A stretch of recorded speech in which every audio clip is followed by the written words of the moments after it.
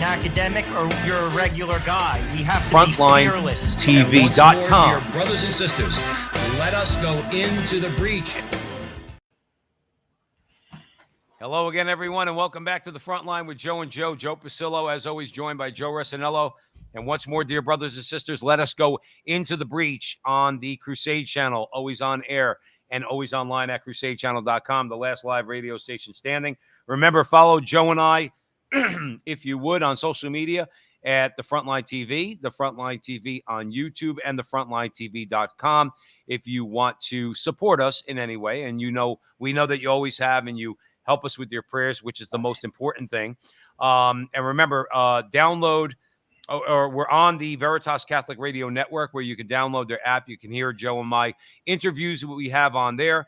And also the Crusade channel, chat room, crusadechannel.com/chat, crusadechannel.com/chat. That is the only social media out there worth actually socializing in. So, Joe, having covered all the promos, okay, in the last few weeks, Joe, I joined the prayer group recently, all right? And one of the men that I met, he invited me to a online group where, Catholic men go and they throw around ideas. And one thing is this. I see it's inevitable, Joe, when you get strong Catholic men, we have to talk about politics. Whether you want to or not, I'm sorry, I don't want to offend anybody out there. It's not just all about praying your rosaries, okay? It is, and we do it because it's important. We have to get God's help. But if, Joe, not for nothing, if you bury your head in the sand and you don't want to talk about politics and think that just going to mass and just praying about these things are going to solve all of our problems, I think you're mistaken. My point in bringing up the prayer group is these men, they post a lot about politics, Joe, because politics and Catholicism go together. We have to talk about these things. And honestly, because of the elitism, Joe, that we're persecuted by right now in America, both on the right and the left, okay, it makes it even more so we have to talk about the politics, I think. Joe, I'm going to... No, I would agree. I mean, I'll be honest, the more I've been involved in this, and we've been doing this for, I think, 4 years now, I can remember Bill Donahue's telling us that he's registered as an independent. And I see the wisdom in that. I will say this. I mean, people see things through their own lens. I try to step back when I look at things. I try. But I can remember I have a friend, a lifelong friend, who is a staunch Democrat. I wouldn't say he's woke, but he definitely is a Democrat. He has like what's called around in the New Jersey way, like Hudson County Democrats, people who come from, Hudson County, Jersey City. It's like ingrained in them. Anyway, he's not woke, but I can remember one time in a conversation with him, he was just like, but you're not objective. And I agreed with him. I'm not. I try to be, though, because and the more I get involved in this, what I'm trying to define, how I want to define myself. I don't even define myself as a Republican anymore. I simply don't. I don't even want to define myself, to be truthful with you, as a conservative, because I have read some disturbing things from conservatives. Joe, let me cut you off real quick. Joe, real quick. No, I agree. I want to come back because somebody's asking a very important question. Aethna Murphy is in the chat room. She says, is this a Catholic show? Yes, it is. We talk about a lot of things, Miss Murphy, but this is a underlying everything. Joe and I are Catholic men who are talking about things on the Crusade channel, always on air and always online at crusadechannel.com, that are of importance in our view to all Catholics out there. Joe, I cut you up, but I wanted to... No, it's okay, but I try to look at views as a Catholic because the church, while it should be in the public square, the church is not a Democrat or a Republican. Both are flawed. Right. I mean, both are flawed. So I try to look at issues through that lens as a Catholic. And that's important that we don't get lost in that. Well, Joe, talk about that. Okay. Talk about that a little bit, because here's my point. In the current state of the American political system, those things which are intrinsic evils have become political, which they never should have been. Okay. So let's just use the example of the most obvious example, which is abortion. Okay. And then there are certain things that fall under our prudential judgment, yes. But nonetheless, Catholics of good conscience need to be able to engage one another when there is a disagreement on areas of prudential judgment. So, on the one hand, you have intrinsic evil. On the other hand, you have positions that people take and they say, well, that's under my prudential judgment. Give you an example, Joe. Progressive taxation. I'm opposed to that. I know someone of goodwill who is a good and faithful Catholic can say that they're in favor of that. Again, but here's my point. We should be able to have a Catholic discussion and talk about our differences when it comes to that. The problem is anything I just said, Joe, is out the window because we live in such a polarized situation right now. What say you? No, but that's the point. Like, you shouldn't have an identity outside of Catholicism when you make statements politically as a Catholic, in my view. Obviously, the intrinsic evils speak for themselves, but even like to think it's through the lens of the gospel. Christ went against both the establishment Jews as well as the Romans. I mean, like, he didn't, like as Jesse Romero would say, like, we're not left or right, we're right and wrong. Like, that's how we should view things. I don't want any title next to my name. I don't want any. Now, am I objective? No. I try to be, though. And I think, to be honest with you, people, when you do, you're going to, as you said, E. Michael Jones, he doesn't sometimes take sides. He goes, but like on certain things. Joe, he equally pisses off the left. No, but that should be, to be honest with you, Catholics should not be afraid to do that. Like, again, like because it's the truth. And we're going to talk about it later. We're going to talk about the 11-point plan, but one of those things is take immigration.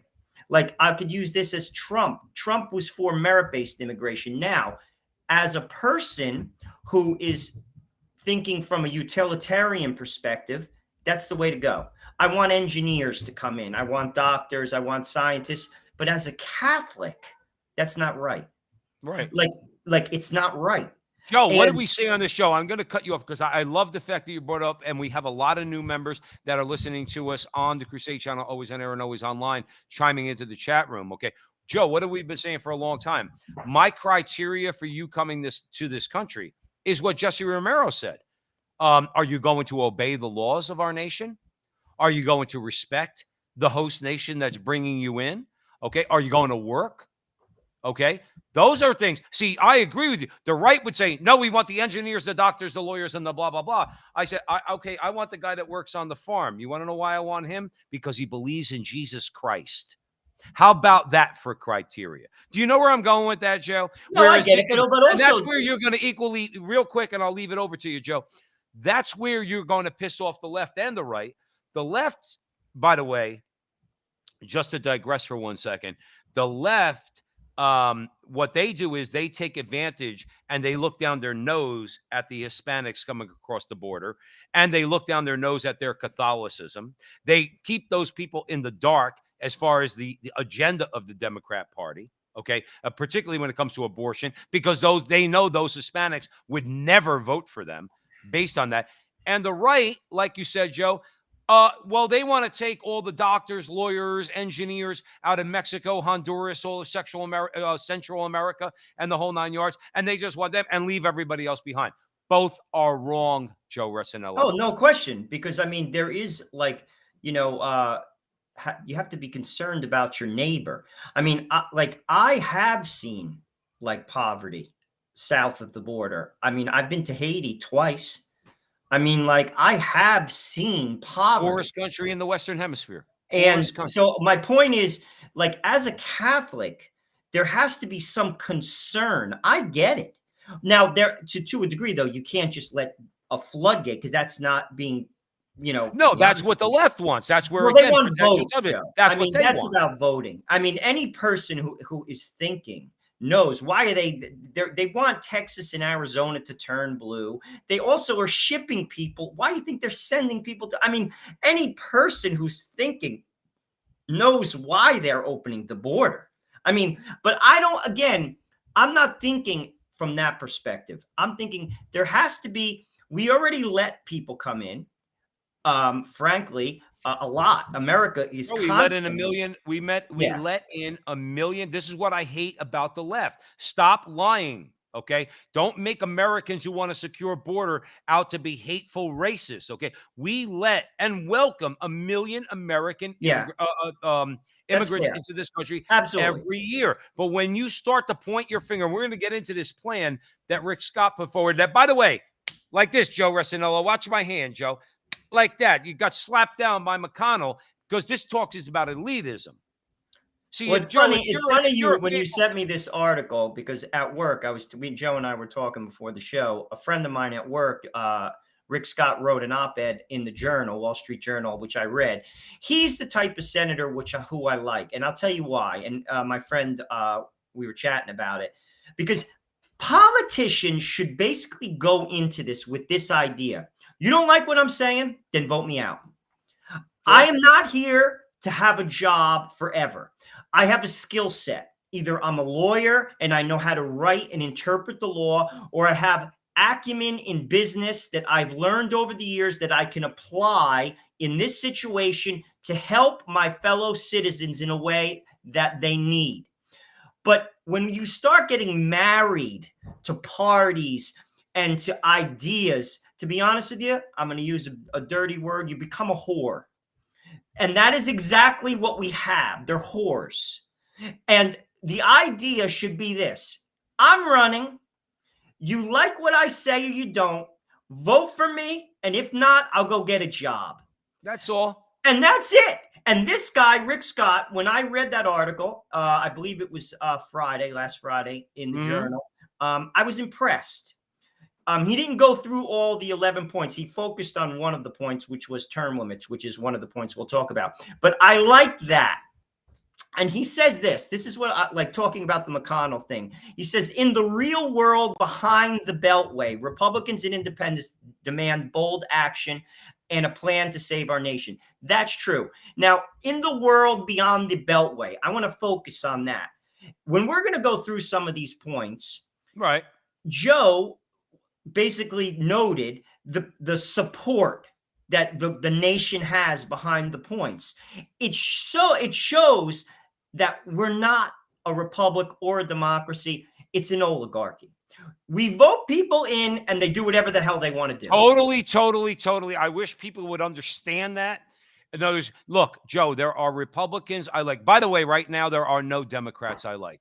And why? You know why? Of their own doing, not by my own prejudice. Even a guy in pro-life circles, guys like Tim Ryan, who was pro-life, he says, I've grown on the issue. Now I'm for a woman's right. No, you sold your soul, Tim. Go to confession. He's Catholic. He's in Ohio. He's a congressman. Go to confession and repent of your position. I don't agree with any Democrats, Joe.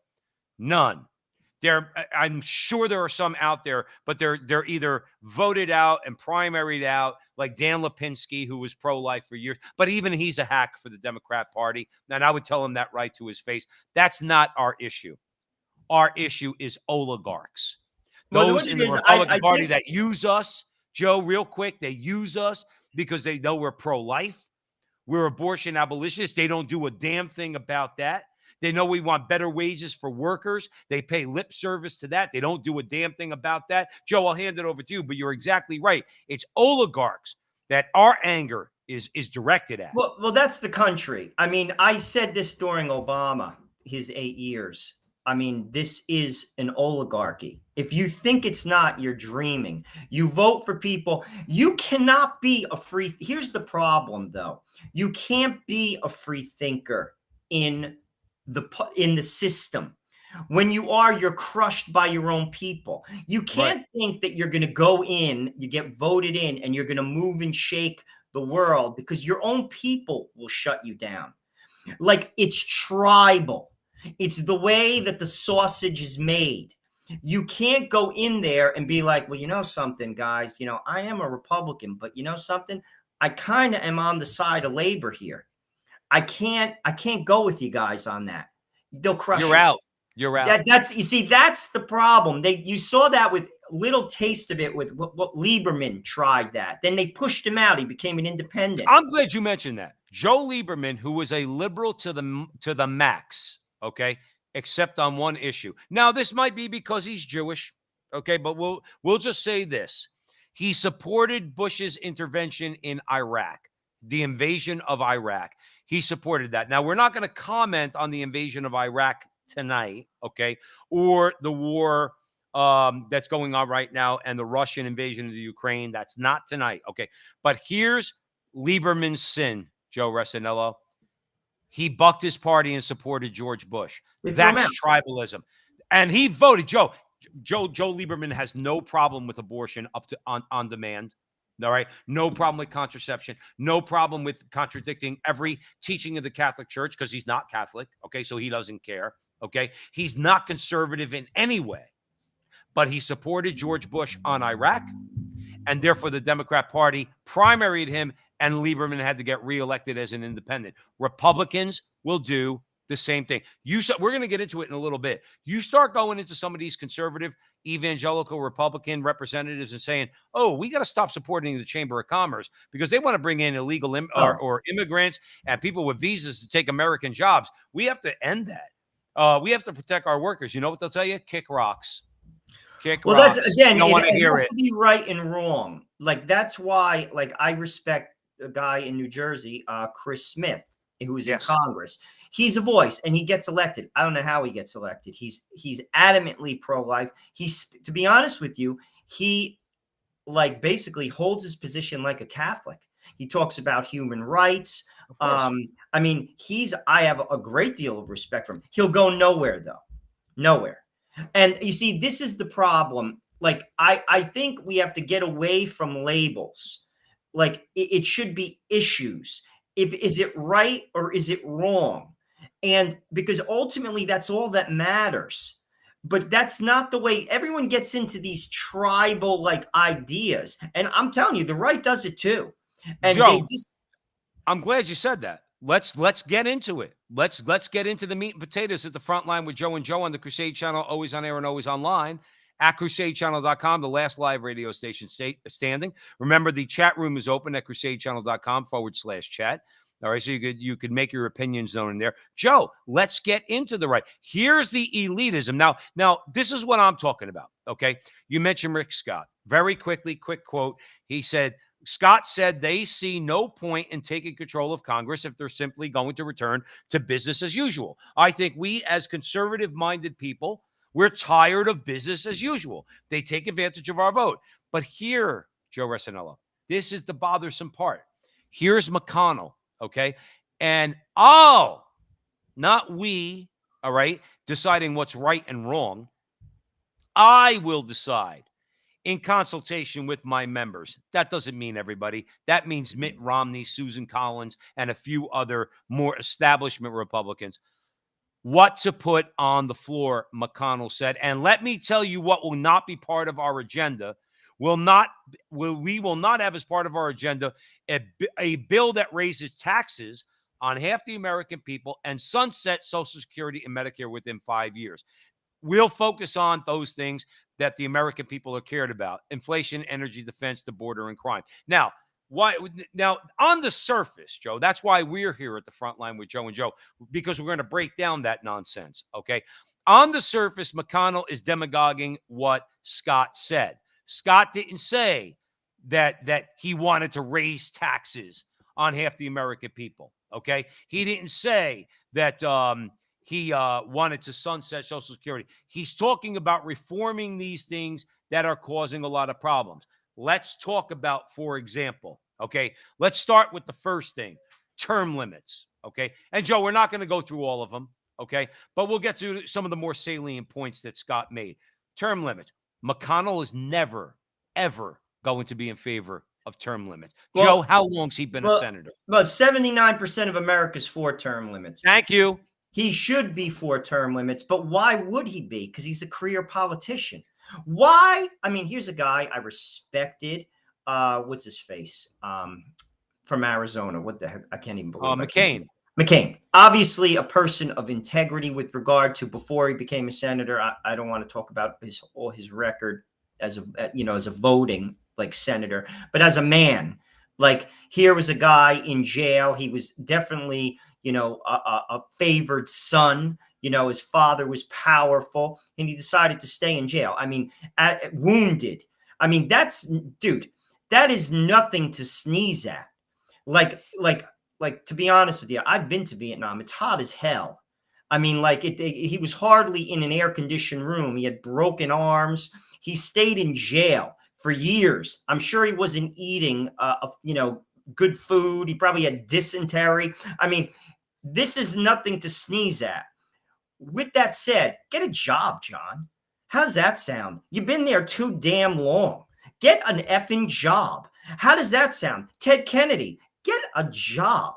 Well, and that's the most nauseating part is Kennedy didn't even need a job. Kennedy, Joe Rossinello. Well, neither did McCain. His wife was rich as Roosevelt, dude. No, I agree with you. But at the end of the day, the Kennedys never had any reason to be in government. The old man, Joe Kennedy, wanted them in government because it wasn't enough that they had power at the time an ungodly amount of money through stock manipulation and alcohol bootlegging. Everybody knows that about the Kennedy family. If Balzac said every fortune is based on a crime, it never was more applicable than to the Kennedy family. And that's the truth. My point is that, Joe, that's why we're having this conversation, because we're talking about elitism, okay? The Kennedys never should have been in politics. They had money. Who the hell are they? Why? Because you got $100 million, 200, 300, $1 billion. You deserve to be in government. Joe Rossinello should run for Congress in Southern Bergen County. I should run for Congress here in Scottsdale, Arizona. Guess what? What makes you more qualified, because you have a bigger bank book, to tell the rest of us what to do? And that's exactly what they do. And that's what McConnell does. Joe, you said to McCain, God rest his soul, get a job. McConnell needs to get a job. Oh, was that a guy? Real quick, and I'm going to hand it over to you. Rick Scott's telling McConnell, go get a job, and McConnell's shooting it down. Well, why would you? Because it's power. I mean, that one is the top of the list. I think you'd get a better field of people if you knew that you're there just to serve. Because here's the deal. You're not staying long. But that's another thing. And why would you? Because it's a cushy job. It comes with a lot of perks. I'm in charge, and I'm not giving it up. And that's sad. That further points to the fact that we're an oligarchy, and because we are. But let's talk about like some other things that he was talking about, Scott, that is, in his points. Voter ID, 76% of America is for it. I mean, it just makes sense. It makes sense. The problem? Right. It shouldn't be any problem. But clearly the Democrats, and I'll point fingers there, they want illegal immigrants to vote. That's why the border's open, people. And they're doing that at all costs. They're doing that. Basically, the cartels are basically running people through. Don't think that that's not happening through the border. I'm not saying everybody. That's slave labor that's coming through, organized crime. They're coming into a system basically that is ill prepared for them in many of those towns, school systems. Let's have a plan. There is no plan. The plan is open the border. Hopefully Texas and Arizona turn blue. And then we're in power forever. That's the plan. Any person who doesn't see it that way, frankly, you're not paying attention. But then here's the thing, Joe. Then why is Mitch McConnell opposed to this point in Scott's plan requiring voters to show ID in elections? Well, in fairness, I didn't hear him point that. I think it's more of a power move, Joe. I think McConnell, because I'll be honest with you, if Trump does run, and I'm going to juxtapose McConnell to Lindsey Graham. Okay. Lindsey Graham bet on the right horse. He said that this is Trump's party, because it is, like it or not. McConnell spoke out against Trump. If Trump becomes the president, McConnell's done. You're 100% correct. Right. And this is a power move. Again, you're not there to wield power. You're there to serve. We got the wrong guys and gals in the job. And this is why there should be term limits. But here's the problem with that, and this goes all the way back to Adams. The system doesn't work without virtuous people.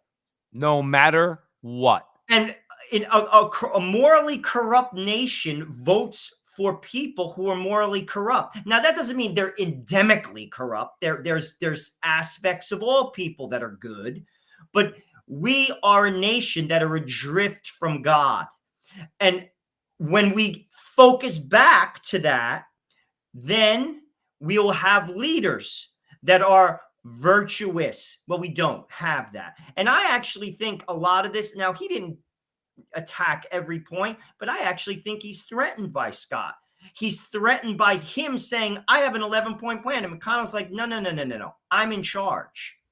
I'm in charge. I set the tone. Well, see, that's what's got to change. And the conservative Republicans in the Senate need to tell Mitch McConnell, Mitch, you did a great job on judges. Now, when I say that, I want to make it clear to our audience out there at the Crusade Channel, always on air and always online at crusadechannel.com.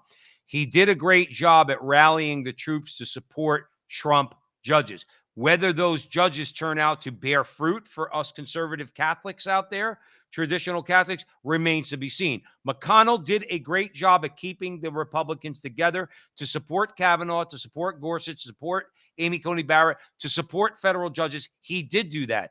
But, Joe, if he does that and he caves on everything else, then what good is he? Well, he's dude, all of them. Joe, I'll be honest. I mean, I don't put much. I partake in the political arena. I always vote. It's actually our obligation as Catholics, to be truthful with you. Padre Pio used to vote, believe it or not. So I mean, he probably voted for a guy he knew was going to hell. No, but I'm just saying, we have to vote. And a lot of times it's the lesser of two evils. No one is perfect. Well, that's the unfortunate part about it. And you have to weigh things. Trump, in many ways, I like the way Mike Church always put it. I think he was doing his job. I'm 51% Trump. That guy. I love Joe Biden, the way he tries to make it seem like we're sort of Trump sycophants, and there are some out there. As a conservative Catholic, I'm a Trump 51 guy. I'm a Democrat 0 guy. Joe Resinello. We've been saying from the beginning, we can't vote for those people on anything. I can't find one thing to vote for them, to vote with them on. Democrats. Well, I'll be honest. I mean, the Democrats, I think I am for immigration. I'm not I'm for reasonable immigration. I am for labor. You know what I'm saying? Fair labor. I'm not for union abuses, but we could have a conversation. We could even have a conversation on corporate tax. I'm not for excessive corporate tax because people get laid off. Let's be honest. I'm also for some form that we have to reform the healthcare system. And I'm going to tell you this, it's not going to get reformed by talking. And I will tell you this, benefits right now in America are for privileged people. And it can't be that way. No. I'm going to tell you that right now. Every person is entitled to healthcare. And businesses should provide it, but they're not. And it is turning into a situation, let's be honest, that only privileged people have good benefits. Yeah, that can't be the case. So I can have a conversation. I'm not for socialized medicine, but if the Republicans don't provide a plan, guess what? We're getting socialized medicine, America. Joe, they've been talking. You mentioned John McCain. McCain was in the Senate when Obamacare got passed, okay? They've been talking about a replacement for Obamacare for years. What have they done? They've done nothing. McCain came out of basically health, hospital care, suffering with cancer, simply to go to Washington to go and vote against repealing Obamacare because he hated Trump. I voted for John McCain in 2008. That's what you do to me, Mr. McCain, because of your own personal animosity towards the president. You won't vote for something you ran on. You ran on. Well, Joe, so many people didn't vote for Trump. I mean, I'm more than a 51% Trump supporter. But I will tell you this: Trump is obnoxious. Yeah. Like obnoxious as a human. Joe, I got to cut you off. And again, I'm not disagreeing with you, even though you might think that I am, but I want to give you a football analogy, if you don't mind, okay? Joe and I are both New York Jets fans, okay? Not in recent years because the NFL's gotten woke, but in our lives, we've been New York Jets fan. Here's the difference, Joe, is the difference between the guy who actually gets things done. For years and years and years, we've had as Jets coaches guys who are inept, guys who are quiet, guys who don't say anything, guys who kind of walk the line. And then Rex Ryan comes in and he's loud and he's obnoxious. The press doesn't know how to deal with them. All right. He made some boneheaded moves, but he got us to the championship 2 years in a row. Now, my larger point is this: I'll take the loudmouth who gets things done over the quiet guy who doesn't know how to get out of his own way. Well, I voted for him. I'd vote for him again, but I could. The only reason why I bring that up, a lot of people mistakenly just focused on that, because he did succeed in many respects. Many, if you're being Well, the fair. pro-life movement really, Joe, as two pro-life Americans, Catholic Americans, I think you and I can honestly say I have more of a beef with the establishment pro-life movement than I do with Donald Trump. He actually got many more things done No than you question. And people have. nobody's perfect. And again, like nobody's perfect, including myself. So I mean, like, yeah, I mean, but people focused in on that is what I'm saying. Like, clearly. Listen, America is in a lot of trouble. I mean, like, ultimately, I'll be truthful with you, Joe. I think we've passed the point of no return with regard to fixing our problems politically. I actually think God is going to fix our problems, and it's not going to be pretty. I don't, people have walled off. They don't listen. They don't talk to each other. They're not having the conversation, and our issues run so deep. Joe, can I ask you a question? Did you ever hear the story about the guy who takes his friend, who's a priest, to the boxing match? Did you ever hear that story? No, I have not. So a guy calls up his friend who's a priest, who he knows is a boxing fan, and he brings him to the boxing match. And that same guy, his friend is one of the boxers. Okay. So the priest, the one guy and his friend who's the boxer. So the fight's going on. Okay. And the friend who's the boxer is getting pummeled. Okay. He's getting his butt whooped. Okay. I could use different words. This is a family show. I'll keep it that way. Okay. He's getting his butt whooped. And the friend turns to the priest watching this and says to the priest, "Father, could you say a prayer for my friend?" And the priest says to him, "I will absolutely say a prayer for your friend, but it would be helpful if he could throw a punch." Now, do you understand why I said that little story? Of course, we have to get God back into our culture. Of course, we have to start praying personal holiness, okay? Whether you're a Catholic or whether you're any other religion that believes in objective moral or objective morality, start living a holier life, fight against pornography, abortion, all this stuff, okay? We understand that. But, Joe, it would help if we could throw a punch. But It the would problem help is, if we voted for people I get it, that but actually had our interests, Joe. but they won't, because people are informed, Joe. Well, then And we're crushed. no, Then we're but crushed. well, that's where God is going to come in. You see, No, but here's my point, and I'm going to hand it right back to you, Joe. Right back to you. If you want to fight the fight, you got to bring God into it, but you got to get out there and fight the fight. And if you're not going to fight the fight, you bring in God. God's going to give you a much harder time than if you did it beforehand. You know where you know what I'm no, trying to but say? you see, this is the thing. Like, people aren't listening. Like, you could say it perfectly. People aren't interested in the political savior that's conservative, Joe. He's not getting elected. Republicans aren't even going to vote for him. They're not interested. They're not interested in the virtuous man, the hero. He's laughed at. Like, the country is lost. And the only thing, politics is just, it's noise in the background. No one's listening to it. God is going to get people's attention.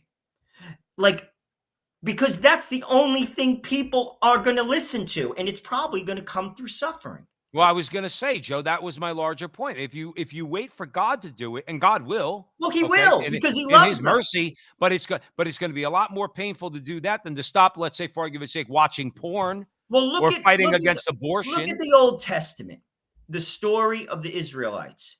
how they would basically be faithful. You had a king, David, a great king. Then you had his son, Solomon, a great king who, at the end of his life, married women who did not worship the true God. His kingdom got infiltrated by their beliefs, and his son effed it up. He said, it's not going to happen during your kingdom. It will happen during your son's. And then what happened? It's just a perpetual cycle of human nature. It's the way it works. Like, and that is what's going to happen here. There is no political savior. Now, that doesn't mean you just don't. I vote. I open my mouth. But I mean, I pray the rosary in the public square every first Saturday. I am on this show. I speak. I like to think the Catholic line. I don't say it perfectly, but I try to be fair. No, real quick, but that's my point. But that's my point in telling the story about the boxer. That means you're throwing the punch. I get it. That's what that means. It means you're active in the politics. You're active in the culture. You're praying the rosary. That's my point. Is that yes, of course. But you have people that just like sit there. They don't do anything, and I just again, Joe, I get very frustrated. I guess where we disagree is I don't know how effective the punch is, Joe. You see, that punch through words is a weak punch. St. Francis's punch was the punch of Mike Tyson. St. Dominic's punch was the punch of Mike Tyson. Words are a weak punch. You see, it's not going to change anything. Donald Trump was a weak punch. He's gone. And even if he gets reelected again, someone's going to come and take away everything that he did. You see, that's where we don't agree. Like, the guy who does have the punch is St. Francis. He reformed the church. Like, politics is not going to do it. And I'll be honest with you, we could say it's like going to Thanksgiving and arguing with your uncle. He doesn't hear you. You could say anything. It could be laid out perfectly. You could be talking about abortion. You could be like, how could you support third trimester abortion? Whatever. Joe, right. Pass the gravy. Right. Pass the gravy. But meanwhile, if you're a saint, he won't say that. You see, like, it's like when Mother Teresa spoke at the prayer breakfast, the whole place gave her a standing ovation. Only Clinton and Gordon stand up and they look like dummies. Like, that's how we change the culture. Like we could say all we want. No one's listening. Like, seriously, no one's listening. Well, look. Obviously, at the front line with Joe and Joe, we're listening. We're trying to figure out what's going on out there. All the people at the Crusade channel, we're listening. We're doing a lot of talking, but we're doing a lot of listening too. I do want to go back because we don't have a lot of time. Because really, what we're talking about here, Joe Resinello, is the elitism that we have to fight against. And you make a good point. Don't look for political saviors, because the elitism is coming from the right and the left. And in this case, it's Rick Scott, who's offering some common sense proposals, some 11-point rescue plan that he says will save America. And he's getting shut down by a Republican, Mitch McConnell. Here's an interesting one, Joe. And this ties in, so I'll actually mention a couple. Promoting the idea that there are only two genders, favored by 52%. Now, that might seem like a low number, okay? But there's about 35% who say they don't know, and about 15% of people who are just wacko. The 35%, I don't know what's wrong with the water they're drinking, but they need just a little bit of convincing, and they'll come over to the right side. Here's the other one that I found interesting, Joe, because this is something that pro-life politicians are fearful of, but yet 42% of Americans support the idea of teaching that abortion ends a human life. 41% oppose, and the rest are undecided. Now, what does that tell me, Joe? And then I'm going to hand it over to you. Those who are undecided can easily come into the pro-life camp, or it's not a preeminent issue for them, meaning a pro-life, staunchly pro-life politician can get elected, by one of those people. Those people will vote for that person because abortion's not a preeminent issue for them. They don't care if it's legal or illegal. It doesn't affect them, and they don't care. But it's interesting to note that pro-life politicians, Joe, who take advantage of our vote, like Mitch McConnell, they abandon us when it comes to really getting down and dirty in the abortion fight. Yet 42% of the American people support the idea of teaching that abortion ends a human life. What's the disconnect there, Joe? Well, it's sex, because Republicans have casual sex too. If you want to win the abortion fight, you have to get into people's mind that you have to be chaste before marriage and that you have to be open to life in marriage. You know, a lot of married couples have abortions too. Sure. So, and that also entails contraception. Right. That means you have to be against it. And America, as my friend John Reformato told me, who's also a Democrat, but he's not insane. Like he said, the horse is out of the barn, Joe. You're right. I agree with you. It's out of the barn. And he's right. The only person who's putting that horse in the barn is God. You're not going to talk anybody. Republicans have casual sex too. Republicans cheat on their wife too. And that's why they don't care about abortion, the issue. They'll care because they kind of have to toe the line to a degree. But I will tell you this right now: if the abortion people, the pro-aborts, basically said, listen, they limited abortion like they do in Europe to say, I don't know, 12 weeks. Mm-hmm. Republicans would be on board. Of course They they wouldn't. would. It would be a non-issue because they have casual sex too. That goes back to the country is not virtuous.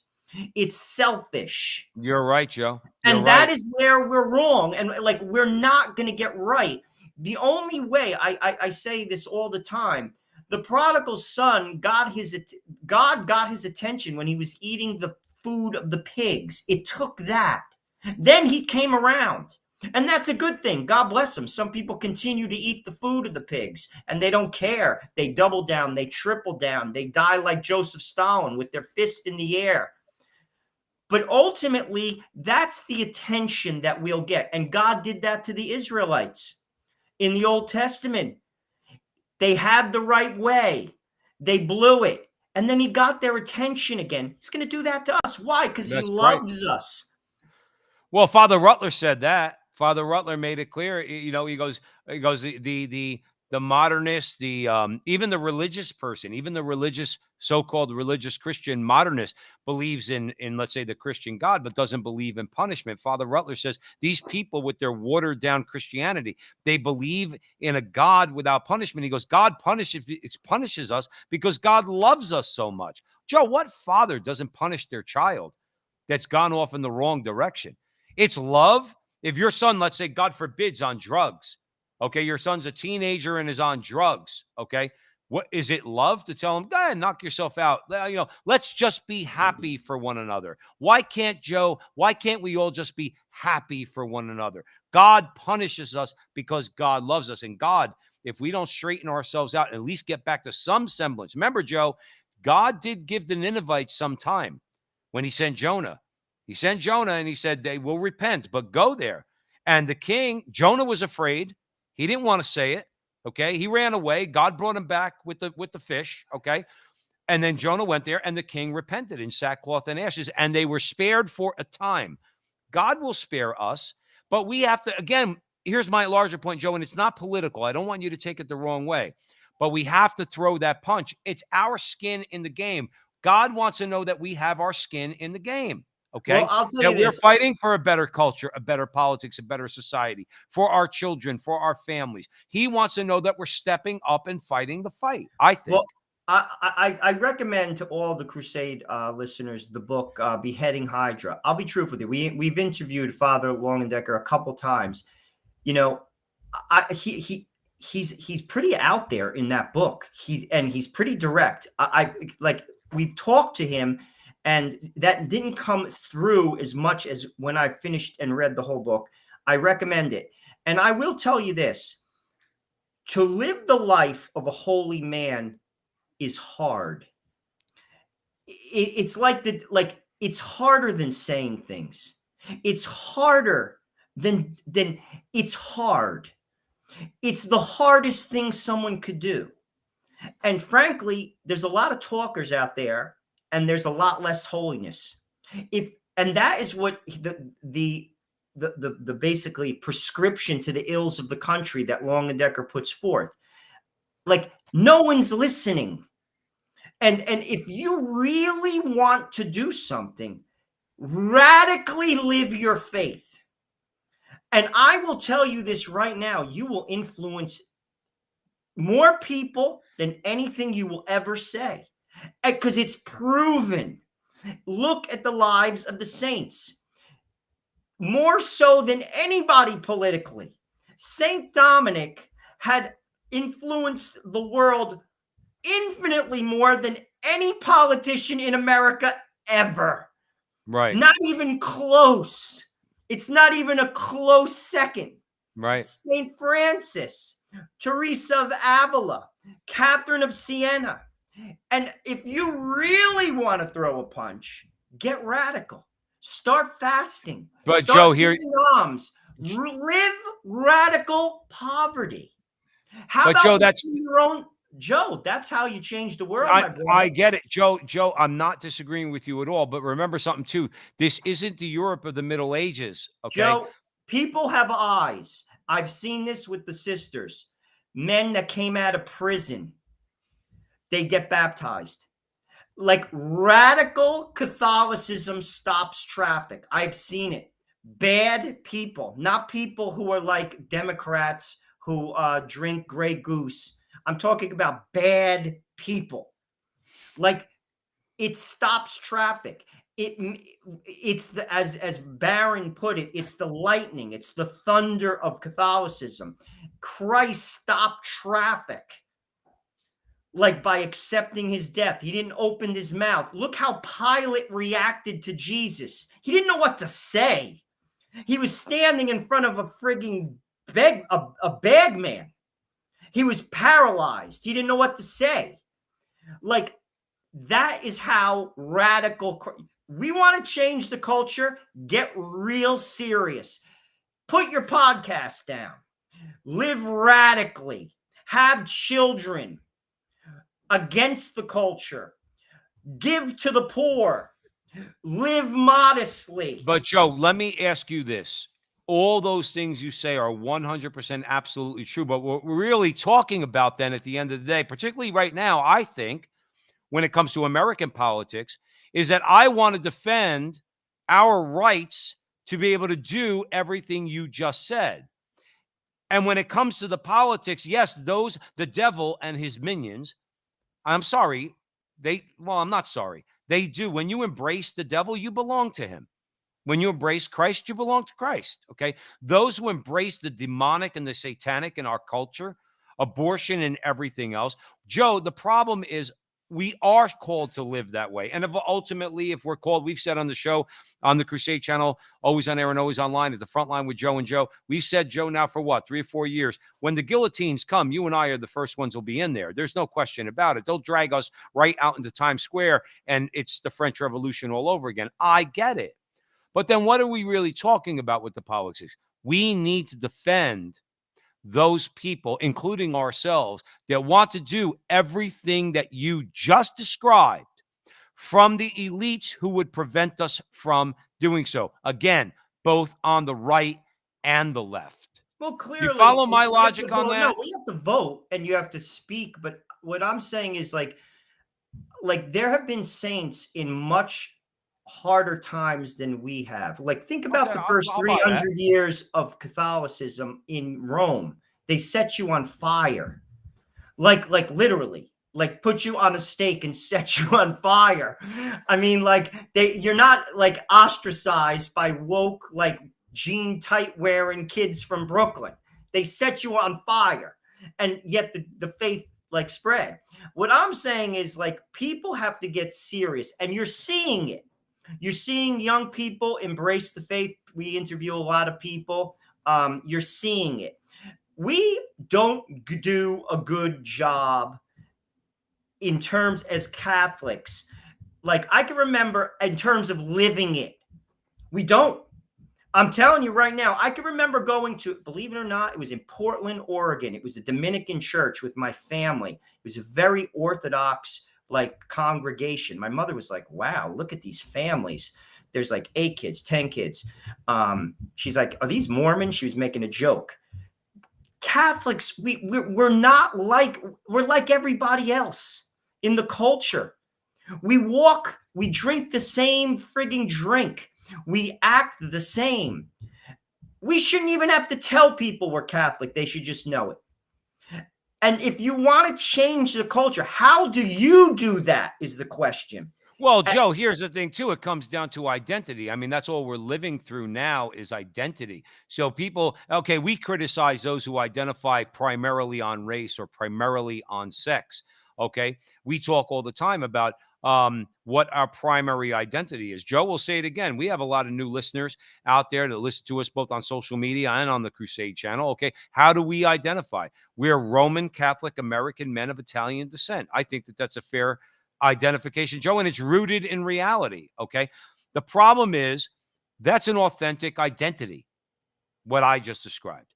Being a Democrat or Republican, okay, Oh. I lean Republican. I don't lean Democrat. That's because of what they do, not because of what I do. I could find more in the Republican Party, but if I make that my identity, I become Sean Hannity. And I'm sorry to sound judgmental towards Sean Hannity, but I become Sean Hannity, who let's say is an evangelical Christian. Because he was born Catholic. He left the church recently. He said, quote, he claimed over corruption. But then that becomes your identity. You got Christianity in America, which becomes identified with a political party. And again, it's a crisis of identity. If we all identified ourselves in America as faithful Catholics, and fought for the faith and everything that that means, okay, both on the level of piety and the level of culture and politics, Joe, this country would turn around like that. Oh, I agree. No I mean, question. people like, Even though we're in the minority, even and though we're the oh, minority, I agree. People, because we listen, would become that leaven that you always talk about. We would become that leaven, Joe. I'll hand it well, over we to have you. to we have to transform ourselves. That's why we're, here we are in Lent. I mean, like, that requires a tremendous amount of grace, a tremendous amount of grace. To live a holy life is not something you set your mind to. You just do it. You need grace, and Right. to get grace, you have to open yourself up to it, and that's hard. If it was easy, everyone would do it. They don't do it because it's hard. And if we did it, we would change the country. And I'm going to tell you what has driven me is, if you say you're Catholic, then show me. I could remember the first time I went to India. I was in a lukewarm parish, and frankly, I was trying to change it. I started to teach. I would teach lots of different things. I had a Bible study I used to run. I used to do Lenten classes. I used to teach RCIA, and the priest wouldn't have it. And I can remember I was like, I just got back from India. He stopped for a minute. It stunned him. And then he just continued on, just glossed right over it. Mm-hmm. If you say you're Catholic, show me. Show me. I don't want to hear it, to be honest with you. Show me. And to show me is hard. Well, and that's what we're not willing to do. Joe, I think a lot of people would do it. Willing to do it. I think a lot of people need to be encouraged. I think that's one of the reasons why we're here. And Joe, we're coming up to the end of the show, so unfortunately, we're running out of time on the Crusade channel. Joe, I always have to stop and pause and remember why we're here. Jean Wise is in the chat room.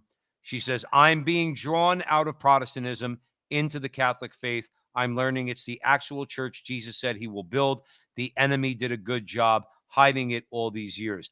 Joe, obviously, we're going to be praying for Jean and her continued Amen. conversion to the Catholic Church. Jean, that's why we're here. We talk about all these things because they're of importance to Roman Catholics. But ultimately, Joe and I want to evangelize people into the church. God bless you, Jean. You will be in our prayers. Joe, I'm going to leave you with this because we only literally have about 2 minutes.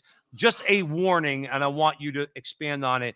You got the George Bush Institute, the Chamber of Commerce, the Koch brothers, and all other donor class organizations. And what are they doing? Joe Rossinello, they're quote unquote Republican. They want Joe Biden and members of Congress to pass amnesty for illegal aliens, and the whole 9 yards. It's a whole kind of like immigration. They want to expand immigration into the United States, and basically at a time when employers, now this is their reason, Joe, employers are struggling to find workers to fill jobs in many industries, the coalition writes, okay, while 12 million Americans are jobless and another 3.7 million are underemployed but want full-time jobs. Joe, is it moral to do this?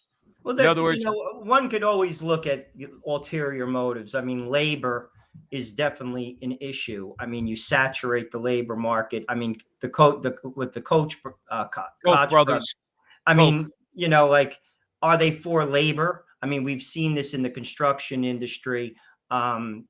And to be honest with you, the statistic that I read, the article that jumped out at me, was from 1979 to 2013. Wage growth from the bottom 90% of Americans has grown just 15%, while wage growth for the top 1% of Americans are nearly 140% higher. I mean, that's why you have the Bernie Sanders lunatics out there, because of that, because clearly that is real, and the middle class is shrinking.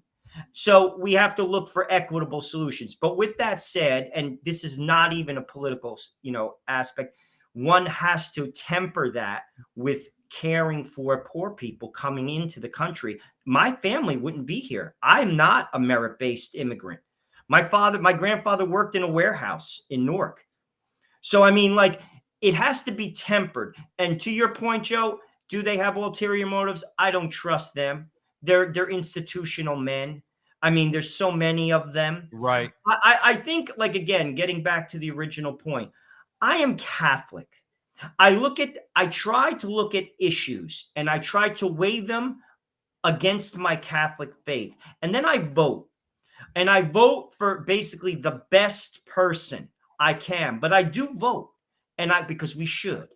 Right. But ultimately, the catalyst, I believe, to change the country begins with me. I have to change.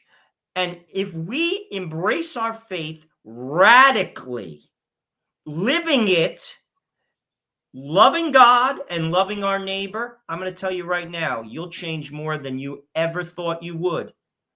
And that's how it begins. And Joe, I'm going to tell you right now, we're not doing a good job across the board, from prelates to the people in the pew. We could do a lot better. People are more concerned with going to the gym. People are more concerned with making money. People are more concerned with materialism and Americanism and all the other isms out there. If we embraced our faith the way we should, we would change this country, and it would change fast. Remember something, Joe Rossinello. That's a great way to leave it.